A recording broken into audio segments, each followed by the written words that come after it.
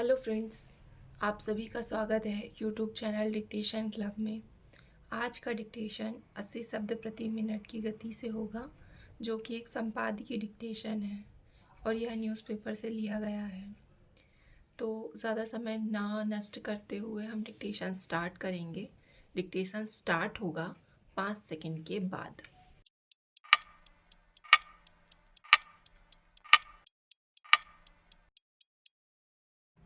Start. आखिरकार 27 साल बाद देश के दिल्ली में कमल खिल गया। 2014 में नरेंद्र मोदी के प्रधानमंत्री बनने के बाद भाजपाई सत्ता का कमल पूर्वोत्तर तक में खिल गया, लेकिन देश की राजधानी में उसे 2025 तक इंतज़ार करना पड़ा। इस बीच हुए तीनों लोकसभा चुनाव में भाजपा दिल्ली की सभी 7 सीटें जीतती रही, लेकिन मतदाता ने उसे राज्य की सत्ता के पास नहीं फटकने दिया। तथ्य यह भी है कि 1998 से 2013 तक लगातार 15 साल दिल्ली में सत्तारूढ़ रही। कांग्रेस लगातार तीसरी बार विधानसभा चुनाव में खाता तक खोलने में नाकाम रही है। यह चुनावी जद्दोजहद बताती है कि अपूर्ण राज्य होने के बावजूद दिल्ली की सत्ता राजनीतिक दृष्टि से कितनी महत्वपूर्ण है।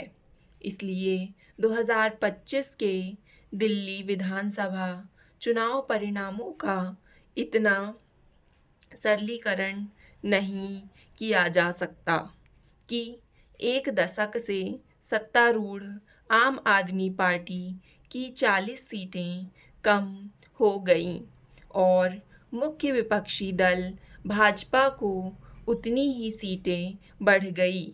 आखिर इतने बड़े बदलाव के कुछ बड़े कारण भी तो रहे होंगे।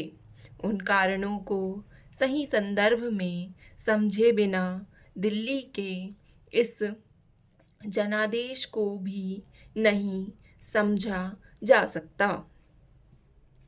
यह साधारण चुनाव नहीं था। एक बार फिर सत्ता के लिए मुख्य मुकाबला देश की सबसे ताकतवर पार्टी भाजपा और चमत्कारिक चुनावी सफलता से एक दशक में ही 2 राज्यों में सत्तारूढ़ एवं राष्ट्रीय दल बन जाने वाली आप के बीच था। पिछले साल चुनावी प्रदर्शनों को ध्यान में रखें तो मुकाबले के समीकरण भी विचित्र थे। 2013 में अपने पहले ही विधानसभा चुनाव में 70 में से 28 सीटें जीत वैकल्पिक राजनीति की आहट देने वाली आपने उसके बाद मुड़कर नहीं देखा। दूसरे विधानसभा चुनाव में आप ने 67 सीटें जीतीं, तो तीसरे में 62। उन एक तरफा चुनावों में भाजपा क्रमशः 3 और 8 सीटों पर सिमट गई, तो लगातार 15 साल शासन करने वाली कांग्रेस खाता तक नहीं खोल पाई। दूसरा पहलू यह भी है कि लोकसभा चुनाव में भाजपा एक तरफा जीत हासिल करती रही। 2024 के लोकसभा चुनाव में तो आप और कांग्रेस मिलकर भी लड़े, लेकिन भाजपा का सभी 7 सीटें जीतने से नहीं रोक पाए। जाहिर है, लंबे अरसे तक राज्य की सत्ता से वंचित रहने के बावजूद भाजपा के पास 32-33% वोट बैंक तो था, पर केजरीवाल की लोकप्रिय राजनीति को चुनौती दे सकने वाला चेहरा दिल्ली में नहीं था। यह भी एक कारण है कि हर बार नरेंद्र मोदी को ही चुनावी मोर्चा संभालना पड़ा। फिर भी भाजपा को एक दशक से भी ज़्यादा सत्ता का इंतज़ार करना पड़ा, तो शायद इसलिए कि ज़्यादातर दलों नेताओं को भ्रष्टाचारी बताने से केजरीवाल की बनी श्रीमान ईमानदार की छवि और मुफ्त रेवड़ी राजनीति की कारगर काट बिना उनसे पार पा सकना असंभव नहीं था।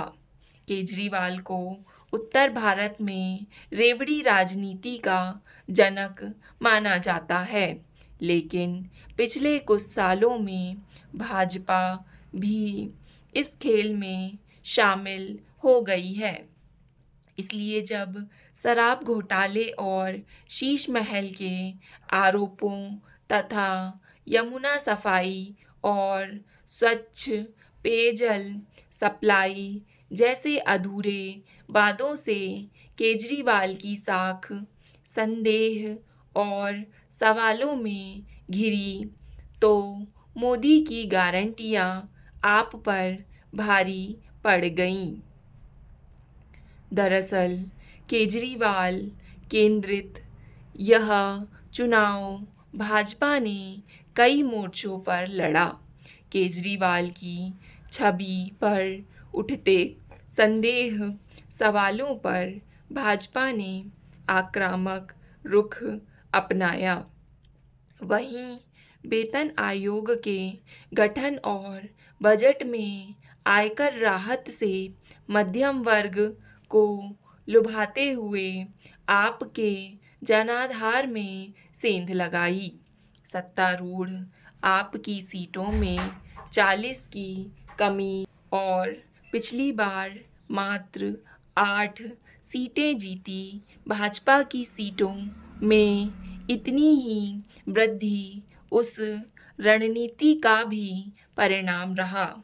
वैसे तो भाजपा हर चुनाव ही पूरी तैयारियों और तेवरों के साथ लड़ती है, पर दिल्ली में उसकी आक्रामकता का अंदाज़ा इसी से लगाया जा सकता है कि आपके प्रमुख चेहरों की चुनावी घेराबंदी के लिए उसने इस बार अपने 2 सांसदों के टिकट तक काट दिए।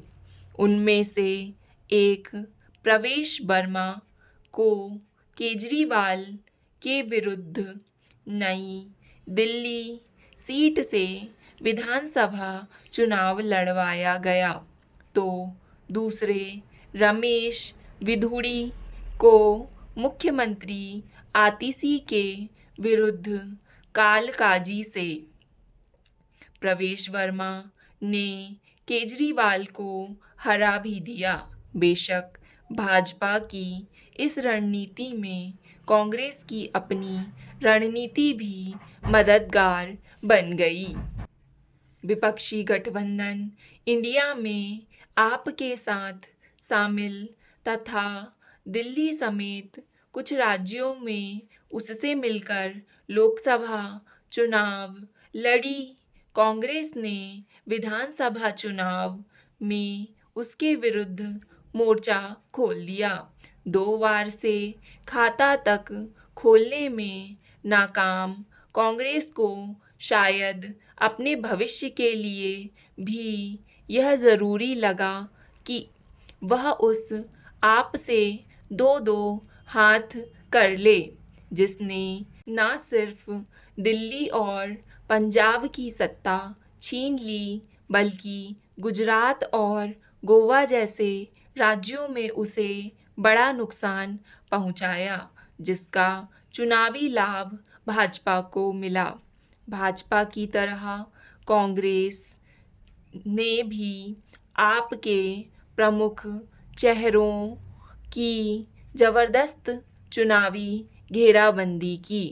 केजरीवाल के विरुद्ध पूर्व सांसद संदीप दीक्षित को उतार दिया तो मनीष सिसोदिया के विरुद्ध पूर्व मेयर फरहाद सूरी को, भले ही कांग्रेस तीसरी बार भी खाता खोलने में नाकाम रही और उसके 67 उम्मीदवार अपनी जमानत तक नहीं बचा सके, लेकिन आंकड़े बता रहे हैं कि केजरीवाल और सिसोदिया समेत 14 सीटों पर आप उम्मीदवारों को हराने में उसी की निर्णायक भूमिका रही। स्टॉप। डिक्टेशन पसंद आए तो वीडियो को लाइक तथा चैनल को सब्सक्राइब कर लें। धन्यवाद।